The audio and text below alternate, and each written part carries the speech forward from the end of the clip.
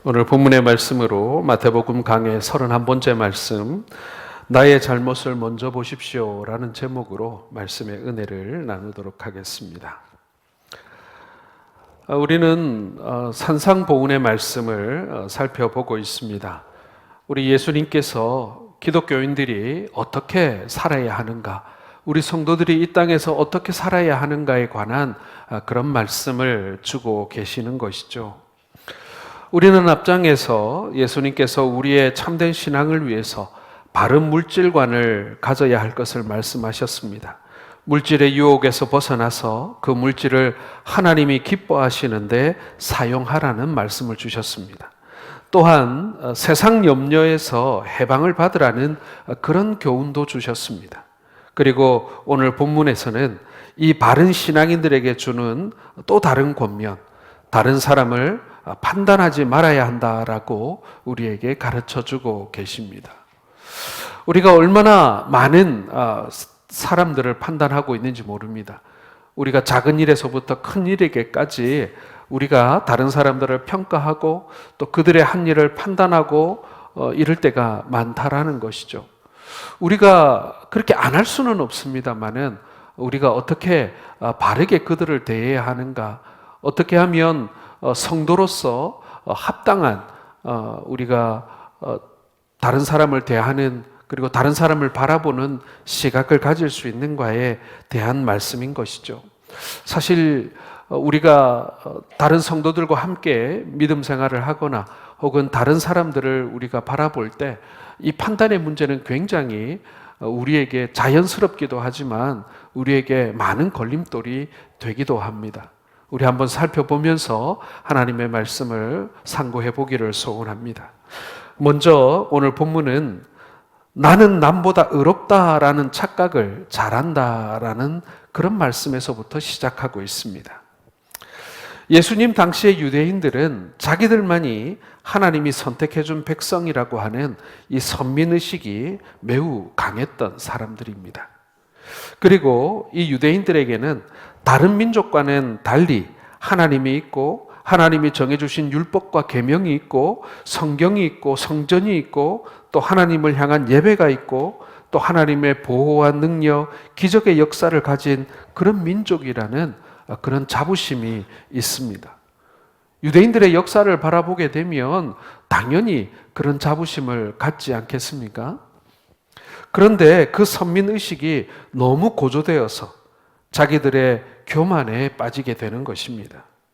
그들은 할례를 행하고 율법을 지키면 이미 구원은 얻었고 심판은 면할 수 있다라고 생각하고 있는 것입니다. 그래서 이방인들을 무조건 죄악시하고 심판의 대상자로만 보았다는 것이죠. 자기만 구원받고 자기들에게만 주어지는 복인 줄 알고 이방인들을 정말 개만도 못한 그런 존재로 여겼다라는 것입니다.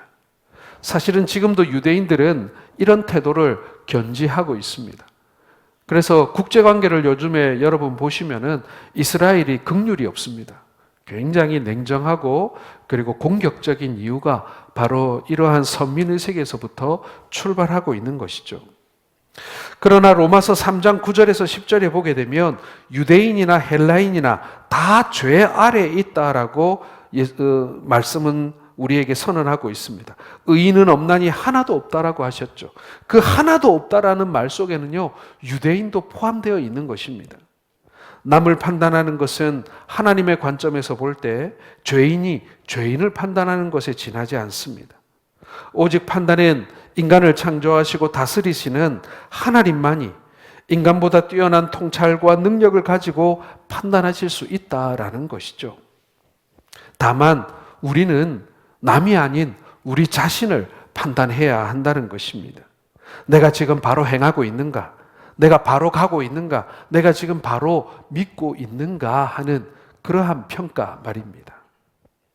오늘 1절에 보면 비판을 받지 아니하려거든 비판하지 말라라고 말씀합니다. 예수님께서 이 말씀을 하실 때에는 분명히 바리새인들과 서기관들의 외식적인 신앙생활을 염두에 두고 하신 말씀입니다. 뿐만 아니라 오늘날 예수를 믿는 성도들에게 주시는 말씀이기도 한 것이죠. 우리가 외식적인 신앙생활을 하고 있지는 않는가? 그러면서도 남을 판단하는데 우리는 너무 능한 것은 아닌가? 라는 그러한 질문인 것입니다. 당시 바리새인들과 서기관들이 누구입니까? 그들은 자신들이 누구보다도 하나님을 제일 잘 믿는다고 착각하고 있던 사람들이고, 자기와 같지 못한 사람들은 비판하고 깔보고 무시하는 그런 독선적인 사람들이었습니다. 그런데 그들의 판단 기준은 결코 하나님의 말씀이 아니었다라는 것입니다. 그들이 높은 수준의 어떤 기준을 가지고 판단하는 것, 그럴 수도 있습니다. 그런데 그 기준이 올바라야죠. 하나님의 말씀으로 그들이 판단하고 하나님의 말씀으로 그들이 생각하고 그리고 다른 사람들을 대했다면 사실은 훨씬 나았을 것입니다. 그러나 이 바리새인들과 서기관들은요, 자기들의 가치관, 자신들의 전통, 자신들이 조상들로부터 물려받은 유전, 그리고 문화적인 그런 배경으로 비판의 칼들을 휘둘렀다라는 것입니다. 여러분, 바리새인들과 서기관들이요, 하나님의 말씀인 율법으로 사람들을 판단한 게 아니에요. 그 율법으로 말미암는 파생된 자기들이 인위적으로 만들어낸 그런 전통, 그리고 어떤 그 가치관, 이런 것들로 다른 사람들을 판단했다라는 것입니다. 우리도 이 시대의 바리새인들이 되지 않도록 조심해야 합니다. 우리도 하나님의 말씀이 아닌 우리의 어떤 전례, 아니면 우리의 어떤 전통, 아니면 우리의 어떤 지금까지 해온 그런 것들로 우리가 판단할 때가 많다라는 것이죠. 나의 죄인됨에 대한 철저한 아픔 속에서 다른 이의 죄를 안타까움으로 슬퍼해야 하는 것입니다. 같은 죄인의 아픔으로 그들을 대해야 한다는 거예요. 우리가 죄인을 대할 때도요, 나도 죄인이고 당신도 죄인이지만 함께 그 죄에 대하여 슬퍼하며 그들을 대해야 한다라는 얘기입니다. 나는 의롭고 당신은 죄인이니까 내가 당신을 단죄할 수 있는 입장이라고 생각하고 그 사람을 대해서는 안 된다라는 것입니다. 남을 비판하고 정죄하는 태도는 자신을 의롭다고 믿는 착각에서 오는 행동이라는 것이죠. 이런 사람은 자신의 허물과 실수와 잘못을 보지 않고 다른 사람의 허점이나 실수만을 꼬집어 비판하는 것입니다. 여러분, 세상에선 그럴 수 있어요. 법정에서든 아니면 정치판에서든 아니면 언론이든 누구나 그렇게 할 수 있습니다. 자기는 아무 잘못이 없는 것처럼 남의 잘못에만 집중할 수 있어요. 그러나 성도들은 그래서는 안 된다라는 것입니다. 같은 죄인으로서 형제의 죄에 대하여 그 죄가 내 죄인 것처럼 함께 아파하고 함께 고통스러워해야 하는 것입니다. 내가 당신보다 의롭지 못하다는 생각으로 그 죄인을 대해야 하는 것입니다. 그것이 여러분, 성경이 말씀하고 있는 죄인을 대하는 태도인 것입니다. 나는 남보다 의롭다, 그런 생각으로 형제를 대해서는 안 되고 혹 죄를 범한 이를 대해서는 안 된다라는 것입니다. 그래서 여러분, 우리 기독교 신앙 안에서는요, 죄를 대할 때 아픔이 있어야 돼요. 나도 아파해야 된다는 얘기입니다. 그 죄에 대하여 참으로 애통해하는 그런 모습이 있어야 한다는 것이죠. 사랑하는 성도 여러분, 우리 형제의 죄를, 그리고 우리 주변에 있는 죄를 대할 때 나도 저 죄를 지을 수 있었고 지었었고 그럼에도 불구하고 용서받은 그런 죄인이라는 사실을 기억하면서 함께 아파하시는 우리 성도들 되시기를 바랍니다. 두 번째로는 내가 하는 비판도 완전하지 않을 수 있다라는 마음을 가지시길 바랍니다. 자, 성도가 사람들 앞에서는 아무렇게 하여도 하나님 앞에서만 바로 하면 된다라는 생각은 잘못된 생각입니다. 여기서 비판하지 말라는 말은요, 남을 비판하지 말라, 남을 정죄하지 말라, 그런 뜻입니다. 우리는 여기서 비판하지 말라는 말씀을 바르게 이해하기 위해서 이 말씀에 대해서 오해하지 말아야 할 것이 있습니다. 비판하지 말라라는 이 말씀은요, 다른 사람의 잘못을 보고도 모른 채 눈 감아주라, 그런 얘기는 아닙니다. 잘못된 점이 있으면 바로 가르쳐 주어야 할 책임이 그리스도인에게는 있습니다. 오늘 본문은 불의를 못 본 채 하거나 잘못을 덮어두라라는 그런 뜻이 아닙니다. 자신의 의견을 제시하고 문제점을 지적하는 일들을 하지 말라는 뜻도 아닙니다. 윗사람의 바른 충고나 조언을 하지 말라는 것도 아닙니다. 그렇다면 여기서 말하는 비판하지 말라는 말은 무슨 뜻이겠습니까? 그것은요, 자기의 취미나 기호에 따라 비판하거나 자기의 명예 때문에 교만과 시기와 질투 그리고 당파에 의한 비판을 하지 말라라는 그런 의미인 것입니다. 다른 사람을 무시하고 깔보고 깎아내리기 위해서 비판하지 말라라는 말씀인 것이죠. 남을 모함하고 헐뜯고 정죄하기 위한 비판은 우리에게 어울리지 않는다. 아니, 우리 성도들은 그래서는 안 된다라고 말씀하는 것입니다. 심지어는 무심코 하는 그렇게 비판하는 버릇에 대한 그것도 하지 말라라는 거예요. 어떤 사람은 정말 습관적으로 다른 사람에 대해서는 절대로 좋은 얘기보다는 나쁜 얘기만을 즐겨하는 사람이 있습니다. 그게 아주 몸에 배어서 습관이 된 그런 사람들 말입니다. 그것도 하지 말라라는 말씀이에요. 우리의 비판 역시도 완전할 수 없기 때문에 그런 것입니다. 아니, 또 다른 문제를 발생시킬 수도 있습니다. 왜냐하면 우리 인간의 눈은 전부를 볼 수 없기 때문에 그런 것이죠. 비판이라는 것은 언제나 부분적으로 보고 전부를 평가합니다. 여러분, 얼마나 위험한 일입니까? 코끼리 다리만 잡고 코끼리가 어떻게 생겼는지 그리는 것과 똑같지 않습니까? 또한 사람들은 들은 대로 평가하지 않습니다. 보고 평가해도 전부를 볼 수 없는데 내가 직접 보지도 못했는데 남한테 들은 얘기를 가지고 평가한다면 그 평가를 바르다고 말할 수 있겠습니까? 듣고 비판하는 것은 정확한 비판을 할 수 없기 때문에 극히 위험한 것입니다. 뿐만 아니라 여러분, 우리 안에는요, 크고 작음의 차이만 있을 뿐이지 우리 안에는 오만과 편견이라는 것이 항상 존재합니다. 이기적인 동기와 욕심이 도사리고 있어요. 그것을 우리가 아무리 숨기려고 해도 숨길 수 없는 사실입니다. 우리 안에서 완전히 그게 제거되지가 않아요. 그뿐만 아닙니다. 자라온 환경 그리고 부모와 친구의 영향력을 받기 때문에 사람의 가치 기준과 판단은 다 각각 다를 수가 있습니다. 다 완전하지 않아요. 나름 상처도 가지고 있고 그리고 이렇게 조금씩 삐뚤어진 마음들이 있기 때문에 나의 판단이 100%다 옳다. 내가 결정하고 판단하는 것은 다 옳다. 그건 아집이죠.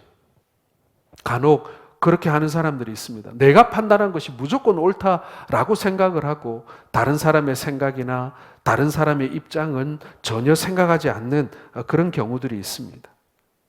그건 아집인 것이죠. 소신이 아닌 것입니다. 뿐만 아니라 개인의 성격과 기질에도 차이가 있습니다. 예를 들면 사람들은 자기와 고향이 같거나 선후배이거나 아니면 사랑하는 사람이라면 잘못이 있어도 잘 봐주고 웬만해서는 비판하지 않습니다. 오히려 허물을 감싸주기도 하고 오히려 누가 그 사람을 욕하면 도리어 변명해 주기도 합니다. 그러나 반대로 자기가 평소에 좀 좋은 감정이 없었던 사람인 경우에는 잘하는 것도 콧방귀 낍니다. 조금만 틈이 보이면 여지없이 깎아내립니다. 여러분, 이것을 어떻게 이 균형 잡힌 비판이라고 할 수 있겠습니까? 편파적인 비판인 것이죠. 사람들은 겉으로는 옳고 그름을 말하고 정의를 말하지만 그 정의의 뒤에는 인간의 죄의 본성이 도사리고 있다라는 사실을 여러분, 우리 모두가 인정해야 하는 것입니다. 내가 하는 비판도 완전하지 않을 수 있다. 편파적일 수 있고 그리고 주관적일 수 있고 그리고 나의 여러 가지 편견에 의해서 삐뚤어질 수 있다라고 우리가 인정해야 한다라는 것입니다. 그래야만 내 말만 옳다라는 아집에 빠지지 않는 것입니다. 그래서 예수님은 이러한 인간의 모습을 너무나 잘 아셨기 때문에 비판하지 말라라고 말씀하고 계시는 것이죠. 그렇다면 우리는 어떤 모습으로 우리는 형제를 대해야 할까?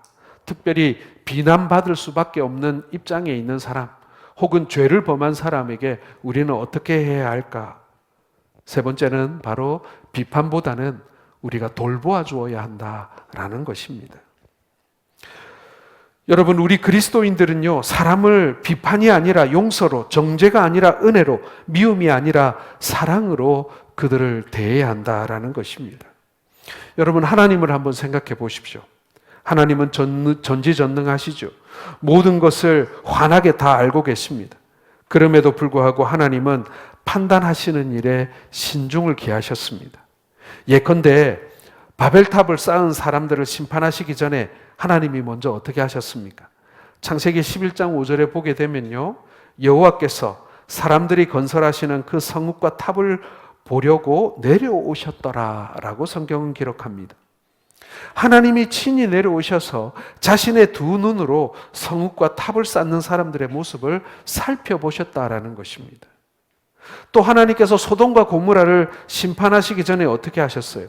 창세기 18장 21절 같이 한번 읽어보겠습니다. 시작. 내가 이제 내려가서 그 모든 행한 것이 과연 내게 들린 부르짖음과 같은지 그렇지 않은지 내가 보고 알려 하노라. 여러분, 우리 하나님은 전지전능하신 분이에요. 굳이 이렇게 내려와 보지 않으셔도요, 속속 구석구석 모르시는 게 없으신 분이십니다. 그럼에도 불구하고 하나님은 무엇을 판단하시기 전에 매우 신중하셨습니다. 예수님도 마찬가지입니다. 서기관과 바리새인들이 가늠하다 현장에서 붙잡혀온 여인을 예수님께 끌고 왔습니다.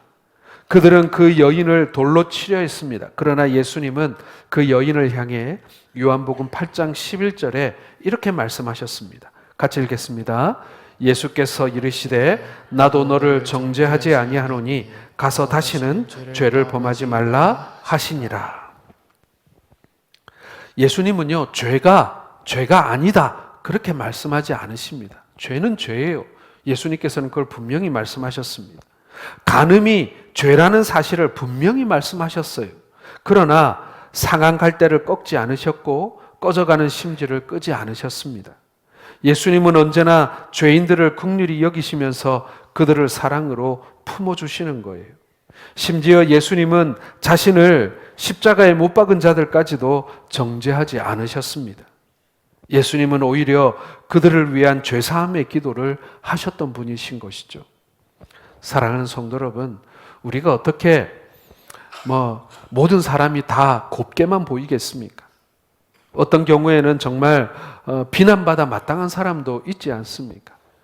그러나 우리 그리스도인들은요, 비판을 한 번 한다면 9번은 돌봐주는 사람이었으면 좋겠습니다. 오늘 예수님께서 우리에게 말씀하시는 게 그거예요. 비판하지 말라는 건 아니에요. 비판할 건 비판해야 되겠죠.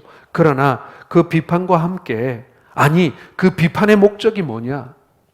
결국에는 형제의 안녕을 위해서, 우리 형제가 죄 가운데 빠져 있지 않도록, 우리 형제가 다시 회복할 수 있도록 그들을 돌보기 위한 방편이라는 것입니다. 여러분, 우리가 이 돌봄의 마음을 잊어버리는 순간 우리는 오로지 정죄하는 자로 남을 수밖에 없습니다. 오로지 칼을 들고 이렇게 휘두르기를 좋아하는 사람일 수밖에 없습니다. 여러분, 의사가 칼을 들면요, 사람을 살리는 수술을 하는 칼이 되지만, 여러분, 불량배가 칼을 드는 순간 어떻게 됩니까? 사람을 해치고 상하게 하는 칼이 되는 것입니다. 우리가 돌봄의 마음으로 형제의 잘못을 지적하고, 우리가 돌보고자 하는 마음으로 우리 형제들을 혹 비판할 일이 있을 때 판단하거나 비판하는 것, 그것과 오로지 공격하고 그리고 내쫓고 그리고 상처 주기 위한 비판만을 하게 된다면 우리 하나님께서는 우리의 중심을 판단하실 것이다 라는 것입니다. 오늘 비판하지 말라라고 하는 이 말씀에 해당이 되는 것이죠. 이제 네 번째로 여러분, 우리가 비판하지 말아야 할 이유 중에 하나는 나를 판단하시는 분이 계시기 때문이다라는 것입니다. 주님은 인간이 비판하지 말아야 할 큰 이유를 2절에서 말씀하고 있습니다. 2절 같이 읽겠습니다. 시작. 너희가 비판하는 그 비판으로 너희가 비판을 받을 것이요 너희가 헤아리는 그 헤아림으로 너희가 헤아림을 받을 것이니라. 자, 예수님은 우리에게 비판을 금하셨는데요, 우리에게는 남을 비판할 권리가 없다는 것입니다. 그 이유가 뭐냐면은 비판하는 자는 또 그 똑같은 이유로 비판받기 때문이라는 것입니다. 비판하는 자는 누구에게서 비판을 받습니까? 우리 하나님에게서 판단을 받는다는 말입니다. 우리 성경에는 비판이라고 조금 약하게 번역을 하고 있습니다만은 그런데 헬라어 원어에는 굉장히 강한 의미를 담고 있습니다. 단순한 충고나 책망의 차원이 아니라 심판하며 정죄하는 것을 의미하고 있습니다. 이게 다 포함되어 있는 거예요. 우리는 심판자가 아니기 때문에 그 누구도 판단할 권리가 없습니다. 심판은 하나님께서 하실 일입니다. 우리 모두는 심판을 받아야 할 대상일 뿐인 것이죠. 그러니 누가 누구를 감히 비판하고 그리고 심판하고 정죄할 수가 있겠습니까? 남을 비판하면 자신은 더 큰 비판을 받습니다. 자기 안에 실수와 허점이 많은 사람들일수록 남을 모질게 비판하고 몰아세워서 자신의 약점을 감춘다고 심리학자들이 말을 하곤 합니다. 자기가 어떤 공동체 안에서 가장 불리하거나 약하다고 판단이 되면 자기만큼이나 약한 한 사람을 골라서 집중적으로 공격해서 자신에게 쏠릴 관심을 그 약자에게 이렇게 몰아간다는 거예요. 그게 바로 왕따 문화 아니겠습니까? 사람들은 누군가를 왕따시키면 안도한다고 해요. 왜냐하면 누군가가 왕따됨으로 인해서 자신은 그 왕따를 면했다고 생각한다라는 것입니다. 정말 무서운 얘기죠. 자신의 실수와 허점, 그것이 많은 사람일수록 누군가를 공격하고 또 누군가를 판단해서 그 사람을 몰아세우기를 좋아한다라는 얘기입니다. 그러나 의로운 사람은 언제나 남을 용서하고 관용하며 상대방의 실수와 허점에 대하여 이해를 신중하게 한다라는 것입니다. 여러분 이해가 되십니까?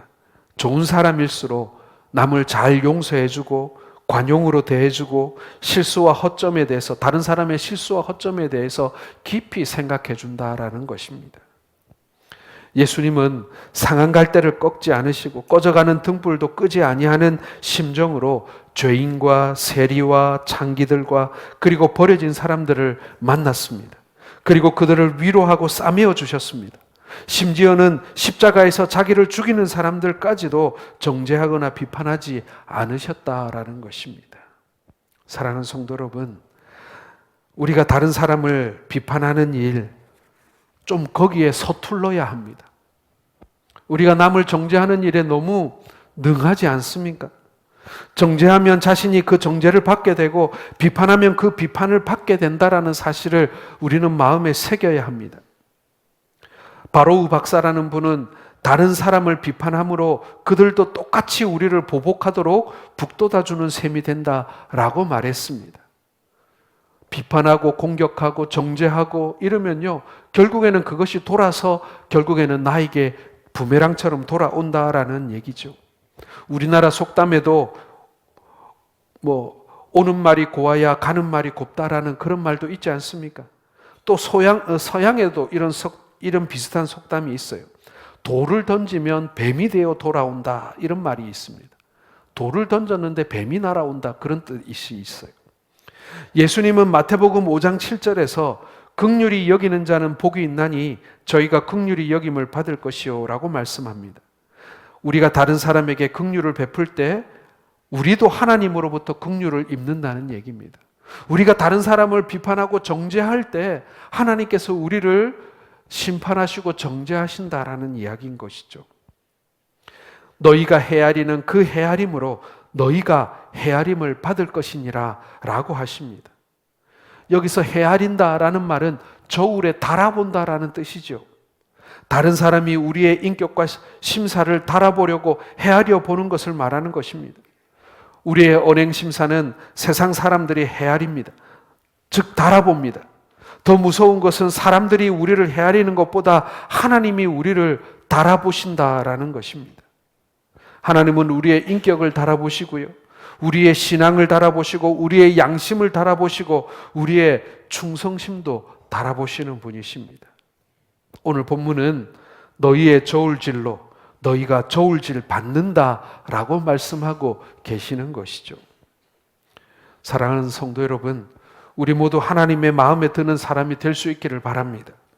하나님의 계산에 맞는 사람이 되고 하나님이 원하시는 사람이 되고 하나님이 기뻐하시는 그러한 사람이 되실 수 있기를 바랍니다. 오늘 하나님께서 우리에게 기대하는 게 그거예요. 맨날 저울과 잣대를 들고 다니면서 다른 사람을 재어보고 다른 사람을 달아보고 그러는 것을 원하지 않으신다라는 것입니다. 하나님께서 그 잣대와 그 저울로 우리를 달아보시면 우리가 어떻게 하겠습니까? 우리가 어디로 숨을 수 있겠어요? 우리가 어떻게 그 심판을 면할 수가 있겠습니까? 하나님께서 오늘 우리에게 기대하시는 것은요, 그게 아니에요. 어떤 사람은 마치 자기가 심판자가 된 것처럼, 마치 판사가 되는 것처럼 저울과 잣을 들고 다니면서 사람들을 재고 다닙니다. 그리고 자기가 정해놓은 기준으로 사람들을 판단합니다. 거기에 미치지 못하면 그 사람을 판단하며 공격합니다. 여러분, 우리가 그런 사람은 되지 말아야 하지 않겠습니까? 오늘 본문은 나 자신에 대해서 가장 무지하다라는 사실을 깨우쳐 주십니다. 그건 무슨 얘기냐면요, 내가 나를 제일 모른다는 거예요. 내가 내 자신에 대하여 가장 무지하다라는 사실을 오늘 성경이 우리에게 가르쳐주고 있다라는 것입니다. 3절과 4절을 한번 같이 읽어볼까요? 시작. 어찌하여 형제의 눈 속에 있는 티는 보고 내 눈 속에 있는 들보는 깨닫지 못하느냐? 보라, 내 눈 속에 들보가 있는데 어찌하여 형제에게 말하기를 나로 내 눈 속에 있는 티를 빼게 하라 하겠느냐? 자, 우리가 잘 아는 대로 예수님은 공생애를 시작하시기 전에는 목수일을 하셨습니다. 아마도 예수님은 자신의 체험을 통해서 이 비유적인 말씀을 하시지 않았나라고 생각이 돼요. 망치질이나 톱질을 하다 보면 이따금씩 눈 속에 티가 들어갈 때가 있습니다. 또 집을 지을 때는 통나무를 들보로 사용하지 않습니까? 들보에 비하면 이 티라는 것은 아주 작은 것입니다.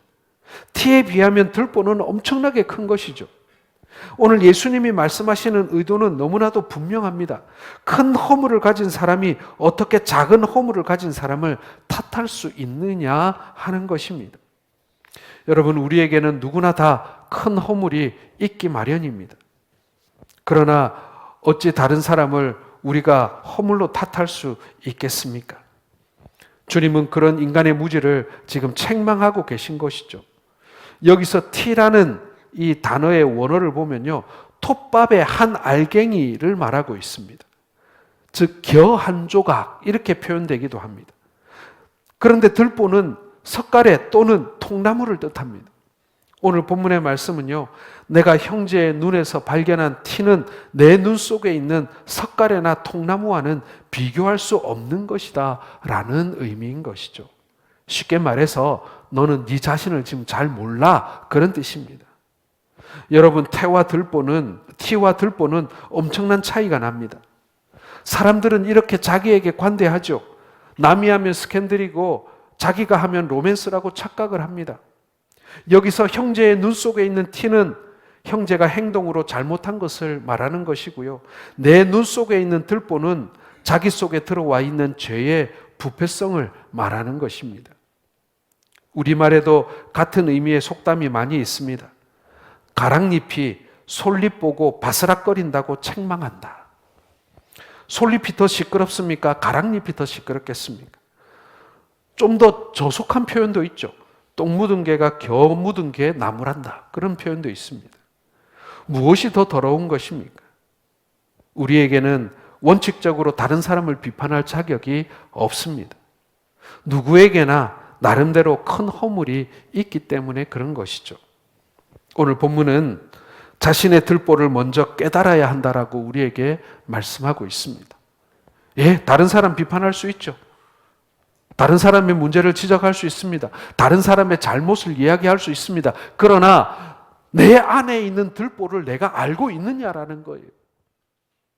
내가 그 사람보다, 아니 그 사람 못지않은 더 큰 죄를 지고 살아가고 있다라는 사실을 알고 다른 사람을 비판하고 다른 사람의 잘못을 이야기하라라는 것입니다. 그걸 알면요, 잘못을 지적하더라도 그 태도가 다르겠죠. 자기가 재판장인 양 정죄하고 비판하고 심판하는 것이 아니라 나도 이런 죄가 있지만, 나도 이런 큰 문제가 있지만 하는 마음으로 같이 아파하고 같이 공감하면서 그 잘못에 대해서, 그 죄에 대해서 이야기하지 않겠습니까? 헬라인에게는 다음과 같은 유명한 이야기가 전해져 오고 있습니다. 사람들은 자루 2개를 메고 살아간다고 얘기합니다. 하나는 앞에 달고 다니는 자루이고 또 하나는 뒤에 달고 다니는 자루가 있다고 얘기합니다. 앞에 있는 자루에는 남의 허물을 담고 뒤에 있는 자루에는 자기 자신의 허물을 넣어두고 다닌다고 합니다. 뒤에 있는 자루는 우리 눈에 보입니까? 안 보입니까? 안 보이죠. 뒤에 지고 다니니까. 그러나 앞에 있는 자루에 남의 허물로 이렇게 넣고 가득 채우고 다니다 보니 이게 너무 잘 보이는 거예요. 정말 채워져 있어야 할 자루는 자기 허물인 뒷자루인데 그것은 안 보이니 앞에 있는 앞자루에 들어있는 남의 허물만 날마다 세어보면서 다니는 것이 사람이다. 이렇게 이 헬라에서는 이런 이야기가 전해져 오고 있습니다. 여러분 3절의 결론은 무엇이겠습니까? 한마디로 우리가 자기의 들보를 깨달을 때 남을 비판하지 않고 정죄하지 않는다라는 것입니다. 우리는 남의 입장을 바꾸어 놓고 생각하는 훈련이 필요합니다. 우리 모두는 자신의 들보를 깨닫는 지혜로운 성도이기를 주의 이름으로 축원합니다. 여러분, 우리가 다른 사람을 판단하지 말라는 얘기는 아니에요. 판단할 수밖에 없죠. 눈에 보이니까. 그리고 그런 위치에 있는 사람도 있을 수 있습니다. 그러나 중요한 것은 무엇입니까? 나의 들보를 보는 사람과 나의 들보를 보지 못하는 사람에게는 차이가 있다라는 것입니다. 앞에 말씀드린 대로 우리는 비판보다는 돌봄에 힘써야 된다고 말했습니다. 자신의 들보를 보는 사람은요, 남을 판단하지만 그러나 그 사람을 돌볼 줄 아는 사람인 거예요. 다른 사람의 잘못에 대해서 이야기하지만 결국에는 자신의 잘못인 양 그것을 같이 감싸 안아주는 그런 따뜻한 사람이 될 수 있다라는 얘기입니다. 사랑하는 성도 여러분, 우리 모두를 우리 자신을 깨닫는, 우리 자신이 누군지를 먼저 판단하고 기억하는 우리 모든 성도들 되시기를 바랍니다. 마지막으로 여러분, 나의 잘못을 먼저 보시기를 바랍니다. 5절 같이 읽겠습니다. 외식하는 자여, 먼저 내 눈 속에서 들보를 빼어라. 그 후에야 밝히 보고 형제의 눈 속에서 티를 빼리라. 자, 본문에는 적극적으로 내 눈 속에 있는 들보를 빼라고 말합니다. 그리고 이 말씀을 하기 전에 앞에 뭐라고 합니까? 외식하는 자여라고 돼 있죠. 여기서 외식은 거칠애를 말합니다. 주님은 6장 5절에서 바리새인들이 남에게 보이기 위한 구제와 금식과 기도를 외식적이다라고 평가하셨습니다. 오늘 본문에서는 자신의 잘못은 덮어주고 형제의 잘못만을 지적하고 판단하는 것 또한 외식이고 위선이라고 예수님께서는 평가하고 계시는 것입니다. 주님은 먼저 네 속에 있는 죄를 다스리고 허물과 외식을 먼저 빼라고 말씀합니다. 그리하면 형제의 티도 빠지리라 이렇게 말씀하고 있는 거예요. 오늘 본절에서 먼저 그리고 그 후에야 라는 두 단어가 대조적으로 사용되고 있지 않습니까? 우리 눈 속에 있는 들보를 빼야 한다는 것이고 자기 성찰에 힘쓰라는 말씀인 것입니다. 내가 바르게 서지 않고서 어떻게 다른 사람을 비판할 수 있겠는가 하는 것이죠. 쉽게 표현하면 내가 먼저 회개하면 상대방도 변한다라는 얘기입니다. 그렇습니다, 여러분. 우리는 문제의 근원을 남에게 찾으려 하지 말고 나 자신에게서부터 출발해야 합니다. 남편의 문제가 아니라 나 자신의 문제입니다. 아내의 문제가 아니라 바로 나 자신의 문제입니다. 어떤 사람의 문제가 아니라 내 자신이 문제입니다. 여러분, 이 사실만 깨달아지면 문제는 거의 다 풀린 것입니다. 예수님 당시에 서기관과 바리새인들이 바로 이러한 잘못을 저지른 거예요. 그들의 눈 속에는 들보가 박혀 있었습니다. 하나님 보시기에 그들의 의는 세리보다도 못한 수준이었습니다. 그런데 그들은 마치 자기들이 하나님이라도 되는 것처럼 자신들의 잣대로 다른 사람들을 함부로 비판하고 정죄했던 것이죠. 그래서 예수님께서는 마태복음 5장 20절에 너희 의가 서기관과 바리새인보다 더 낫지 못하면 결단코 천국에 들어가지 못하리라 라고 말씀하신 것입니다. 이 말씀은요, 이 서기관과 바리새인들의 그 스스로 생각하는 의의 수준이 예수님이 보시기에는 천국에 들어갈 수 없는 사람들의 수준이라 그런 말씀인 것입니다. 서기관과 바리새인들의 의로는 결단코 천국의 백성이 될 수 없다는 말씀인 것입니다. 여러분, 서기관과 바리새인들의 의가 어떤 것입니까?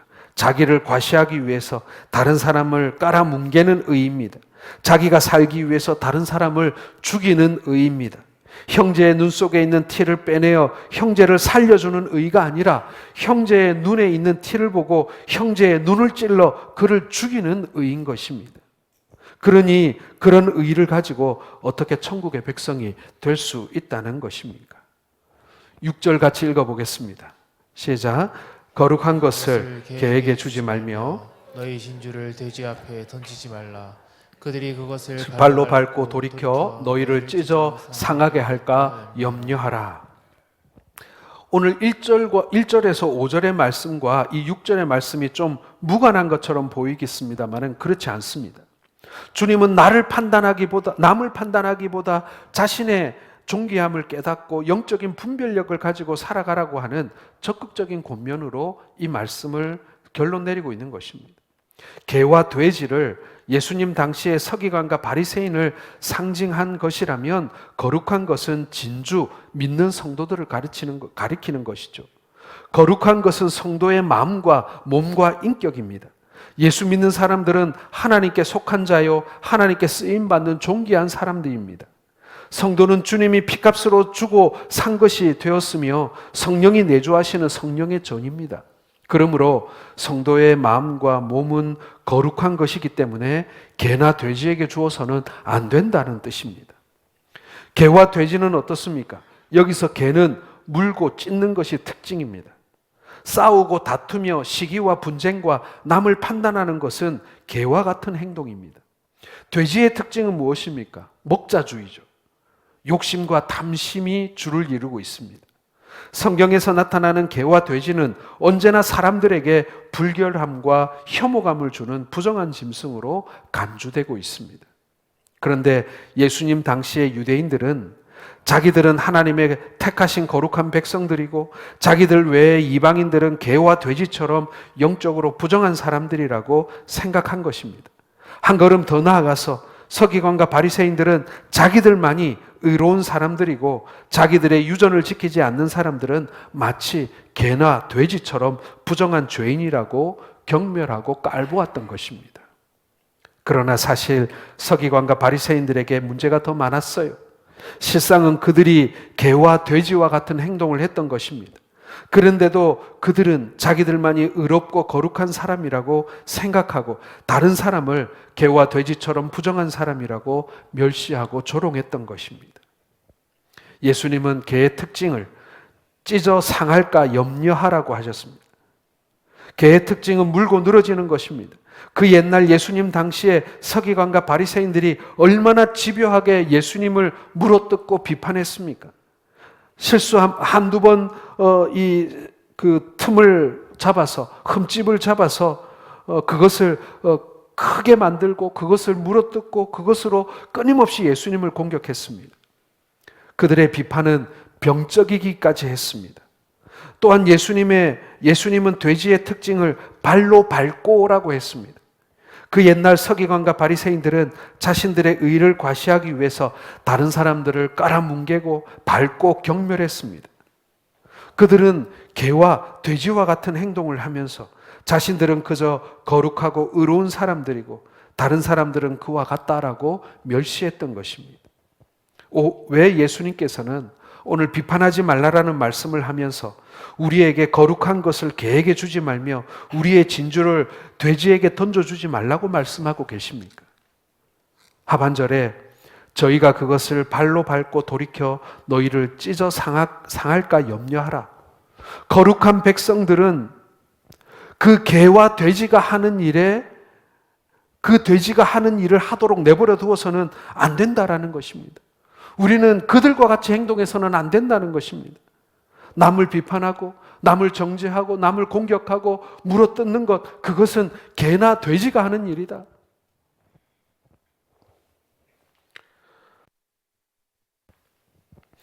사랑도 용서도 용납도, 그것은 우리가 그리스도인이라는 사실을 확인시켜주는 중요한 일입니다.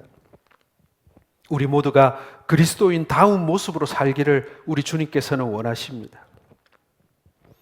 우리가 다른 사람들과 같이 분노하고 원망하며 산다면 우리가 누구를 구원하는 일에 나설 수 있겠습니까? 여러분, 비판하는 은사는 없습니다. 대안을 가진 사람, 사랑이 담긴 사람, 가슴이 따뜻한 사람, 겸손하게 서로를 권면하고 충고하는 우리 모든 성도들 될 수 있기를 주의 이름으로 축원합니다.